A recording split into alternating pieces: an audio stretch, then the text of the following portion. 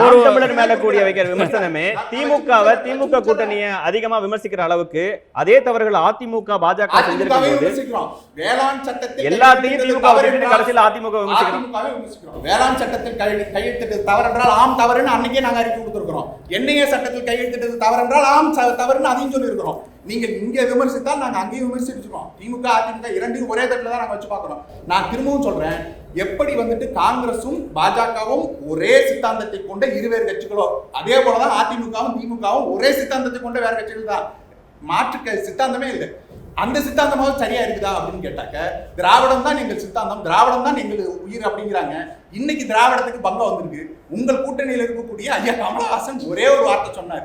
ஒருத்தர் நீங்க பதில் சொல்லியிருக்கீங்க அது வரைக்கும்? ஒரு வார்த்தை தமிழ்ல இருந்து தான் கன்னடம் பிறந்தாரு அப்படின்னாங்க. அங்க இருக்கிற அத்தனை கட்சிக்காரன் அடிக்கிறான். எப்படி நீங்க சொல்ல முடியும்னு கீழ்ச்சி போடுறான்.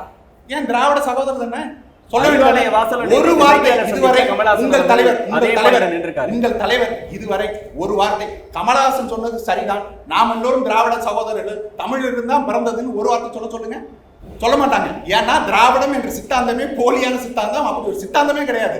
அப்படி இருக்கும்பொழுது நீங்க இந்த சித்தாந்தத்தை தூக்கி கொண்டு வந்து நாங்கள் தான் ஜெயிச்சோம், நாங்கள் தான் கொண்டு வந்தோம் அப்படின்னாக்க இது எப்படி ஏற்றுக்கொள்ளக்கூடிய விஷயமா இருக்கும்?